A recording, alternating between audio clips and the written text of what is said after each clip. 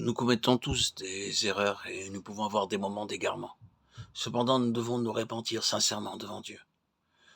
Le roi David commit un grave péché. Cependant, il fit appel à la miséricorde de Dieu, reconnaissant ses transgressions. Selon ta grande miséricorde, efface mes transgressions.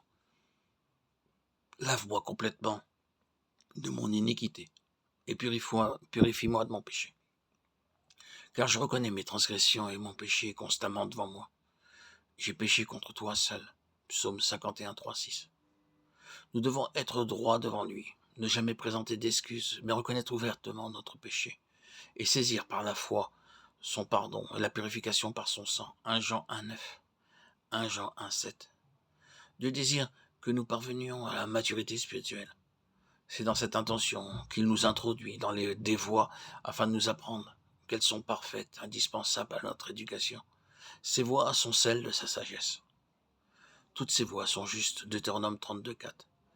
Les voies de Dieu sont parfaites. Deutéronome 32,4. Ô Dieu, tes voies sont saintes. 2 Samuel 22,31. Ces voies sont incompréhensibles. Psaume 77,14. Tes voies sont justes et véritables. Roi des nations. Apocalypse 15,3. À moins de marcher dans ces voies, nous ne pouvons atteindre la maturité, qui est l'état de fils et de trône.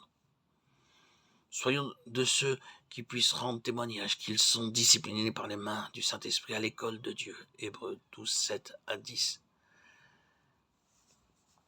Entendre la voix de Dieu, connaître sa volonté, est le privilège de chaque enfant de Dieu. De même que nous voyons de façon évidente qu'il est indispensable d'entendre sur le plan naturel, nous devons également reconnaître qu'il y a une même nécessité sur le plan spirituel. Si quelqu'un nous parle, nous savons ce qui nous a été dit. Il doit en être de même quant à lui spirituel. Comme notre Seigneur fut gouverné des cieux, nous aussi nous devons apprendre à l'être. Mais il nous faut permettre à l'Esprit de prendre sa place du Seigneur.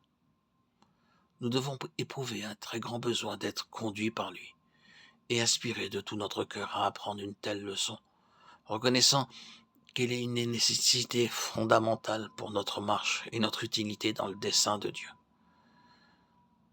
La dépendance à l'Esprit quand l'Esprit est Seigneur, cela signifie que notre intelligence, comme notre volonté, dépendent du Saint-Esprit et ne fonctionnent donc plus de façon indépendante, ces facultés étant désormais collaboratrices de notre esprit.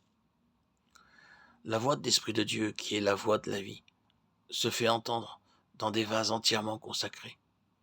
Dans de tels vases, la voix de nos intérêts, de notre préservation, celle de notre raison n'a plus cours, parce que nous consultons la voix du Seigneur. Dans de tels vases, la volonté est constamment tournée vers celle de Dieu. C'est la marque de la maturité.